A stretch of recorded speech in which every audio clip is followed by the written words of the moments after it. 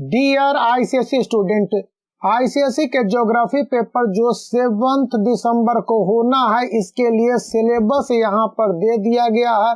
First है interpretation of topography complete unit, यानी कि टोपोग्राफी मैप वाले पूरे पार्ट को पढ़ लेना है, तो हम लोग इसको देखेंगे। इसके बाद location extent and physical feature, मतलब कि ओनली मैप आपको पढ़ना है, इसके ज्यादा आपको नहीं, जो कि टेस्टेड किया जाएगा। फिर क्लाइमेट है, सॉइल रिसोर्स है, नेचुरल वेजिटेशन है और वाटर रिसोर्सेज है।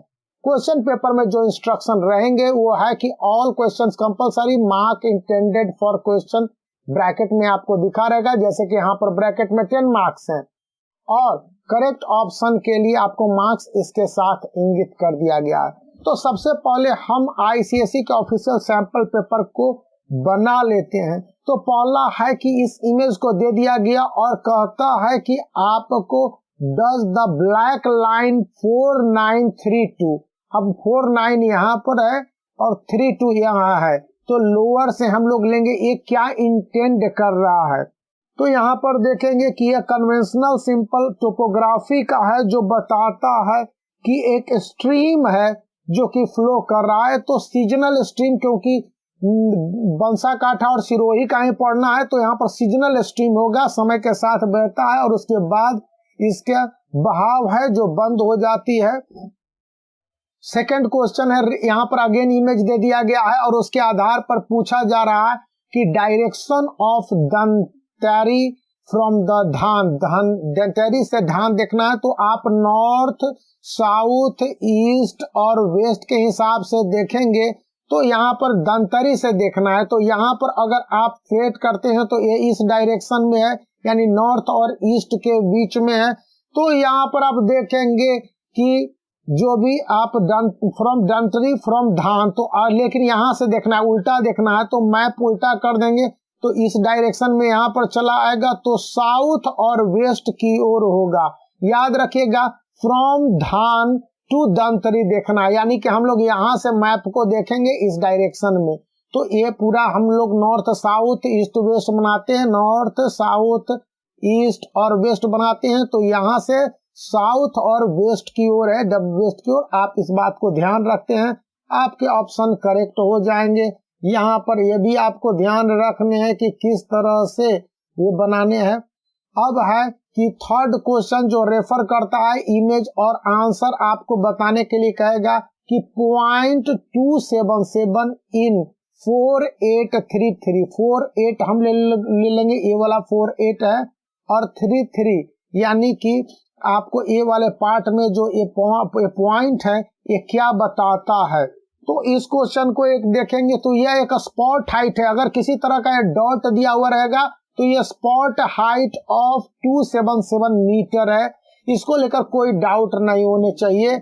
यहाँ पर मिलीमीटर याद रखना है, मिलीमीटर, सेंटीमीटर और किलोमीटर में कभी भी 4 फिगर ग्रिड में स्पॉट हाइट को नहीं दिखलाया जाता है। यहाँ पर फोर्थ क्वेश्चन अगेन है जो कि आपको बताता है कि डज .2R, जो ये .2R है 5032, यानी कि ए वाला लाइन और 32 में इंडिकेट कर रहा है, ये क्या बता रहा है आपको।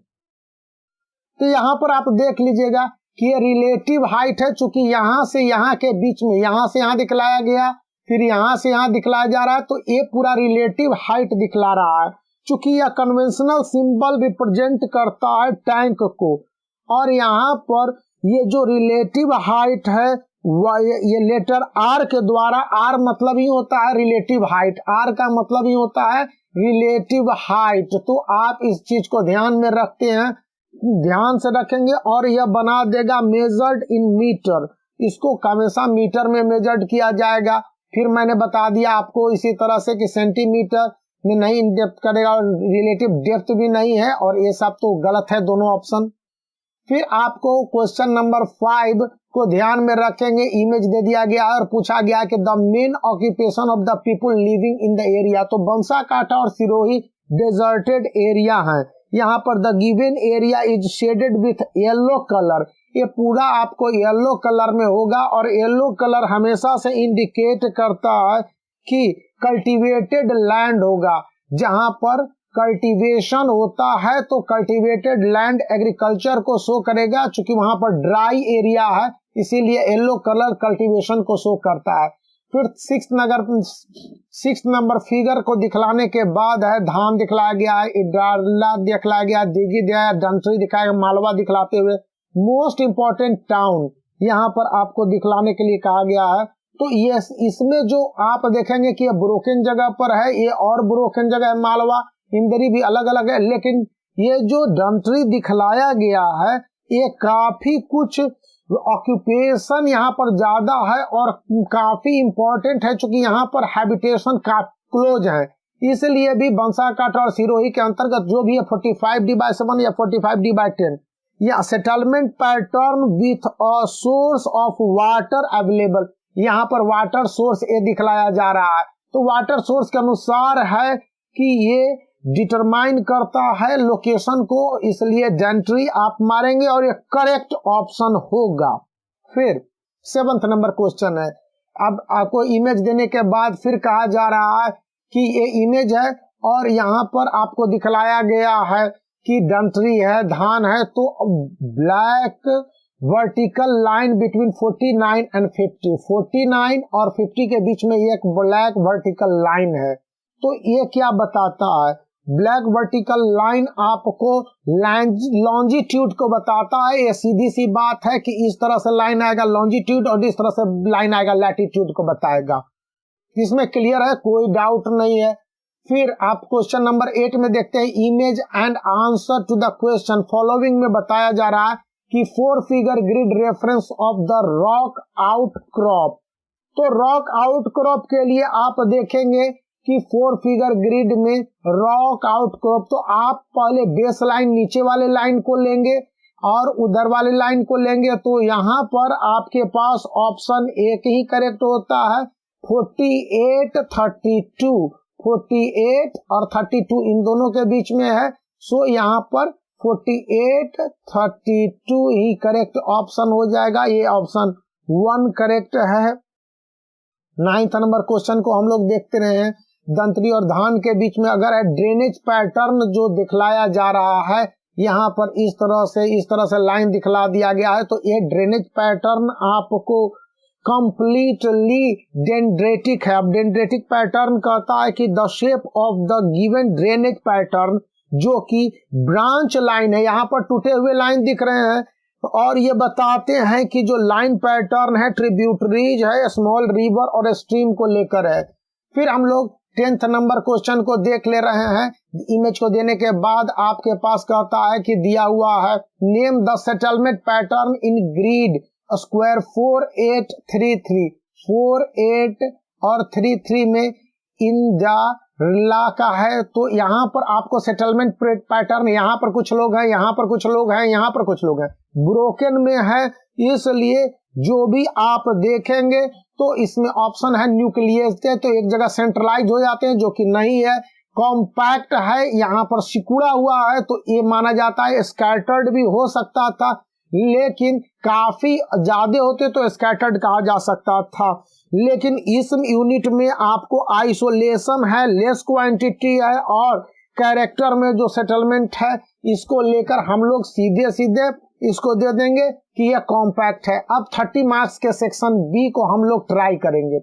फर्स्ट है, what are the various forest conservation method, forest conservation को जो कि अंडरटेकन किया जाना चाहिए। तो फॉरेस्ट कंजर्वेशन के लिए हमारे पास जो भी सिंपल वर्ड है कि forest conservation is a practice to retain the relative and selective area. यहाँ पर इसलिए हमारे पास एफॉरेस्टेशन, ज्यादा से ज्यादा प्लांट लगाना और stop in discriminating felling of trees, यही हमारे पास एक ही ऑप्शन बनता है। 12 number question, name the type of climate experienced in India. India में मॉनसूनिक टाइप क्लाइमेट होता है और यह ट्रॉपिक के अंतर्गत है। इंडिया 0 डिग्री इक्वेटर और 23.5 डिग्री नॉर्थ की ओर है, तो यहाँ पर ट्रॉपिक ऑफ कैंसर होता है, तो ट्रॉपिकल मॉनसून टाइप यहाँ पर क्लाइमेट है। फिर है, which state in India is first experience the onset of monsoon. सबसे पहले मॉनसून हमारे यहाँ केरला में आता है, उसके बाद जो इस यहाँ पर हम लोग पेनिनसुला पार्ट देखते हैं ना, तो पेनिनसुला पार्ट इंडिया का है, तो यहाँ पर यह पेनिनसुला पार्ट इंडिया है, तो यहाँ पर केरला एक्सपीरियंस करता है और इधर मालाबार कोस्ट है, इधर ये जो आता है कोंकण कोस्ट होते हुए आगे बढ़ जाता है। 14th नंबर क्वेश्चन है, which is good for T and jute cultivation. T और जूट कल्टीवेशन के लिए हम लोग देखेंगे कि कौन सा द्वीप है, तो काल बैशाखी ये आपके पास करेक्ट ऑप्शन हो सकता है, क्योंकि काल बैशाखी होता है जो कि एक लोकल विंड है और इसके कारण रेन मंथ ऑफ अप्रैल और मई में होता है, जो कि कॉफी के लिए कल्टीवेशन में काफी कुछ सहायक होता है। यहाँ पर टी और जूट के कल्टीवेशन में भी काफी अच्छा माना जाता है काल बैशाखी।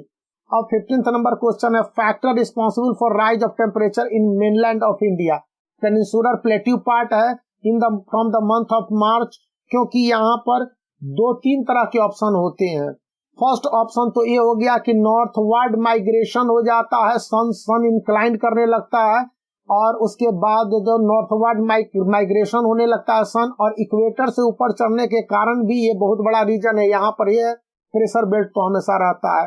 फिर Thar development into a desert, Thar ने एक डेजर्ट के रूप में डेवलप कर लिया। कैसे डेवलप कर लिया भैया, पहले तो थार डेजर्ट नहीं था, तो Arabian sea branch of south west monsoon के कारण यहाँ पर हो गया कि अरावली है ना, जो कि इसको छेक लेता है पूरा हवा, और ये मानसून इधर जाने ही नहीं देता। पहले अरावली हिमालय से भी बड़ा माउंटेन हुआ करता था, इसलिए अरावली हालांकि अब रोडेड माउंटेन है, लेकिन इसने बहुत बड़ा रोल प्ले किया थार डेजर्ट के फॉर्मेशन में। यहाँ पर कारण पूछ रहा है आपसे कि heavy rainfall in western coastal plain, western coastal plain में हेवी रेनफॉल का क्या कारण होता है। तो जब हम देखते हैं वेस्टर्न कोस्टल प्लेन में हेवी रेनफॉल का कारण, बहुत सारे ऑप्शन आ जाते हैं, लेकिन जो भी प्रेजेंस ऑफ वेस्टर्न घाट होता है ना, वेस्टर्न घाट और ईस्टर्न घाट आप देखते हैं, इधर ईस्टर्न घाट है ये काफी ब्रोकन है, लेकिन वेस्टर्न घाट काफी लेंथ में होते हैं। तो यहाँ पर जो लीवार्ड साइड और रेन साइड होता है, तो इधर तो बारिश नहीं होती है, लेकिन वेस्टर्न घाट के कारण यहाँ पर वेस्टर्न कोस्टल जो समुद्र के किनारे है अरबियन सी में, यहाँ पर बारिश खूब होती है। अब इसी का बी है, June Bhopal is warmer than Kolkata. Kolkata समुद्र तट से निकट है और भोपाल लैंडलॉक है, इसलिए तो यहाँ पर आप इस ऑप्शन को समझ गए होंगे कि मैंने क्या कहा है। यह सीधी सी बात है, भोपाल सिचुएटेड है आपके पास कॉन्टिनेंटल लैंडलॉक पोजीशन में है, उसके चारों ओर कोई नदी उदी नहीं है, लेकिन कोलकाता में तो बे ऑफ बंगाल है मेरे बच्चे। याद रखना है, मेन स्ट्रीम और main reason for the red colour of red soil, red colour red soil का क्या कारण है।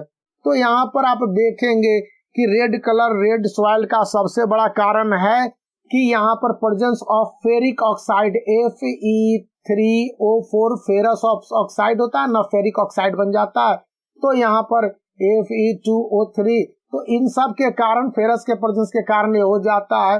फिर afforestation prevent soil erosion, because ज्यादा से ज्यादा फॉरेस्टेशन करेंगे तो सॉइल इरोजन कम हो जाता है। इसके क्या कारण रहते हैं, तो इसके कारण है कि आप जो root of the tree binds the soil particle को बाइंड कर देता है। Which of the following soil most suitable for the cultivation of cotton and sugar cane.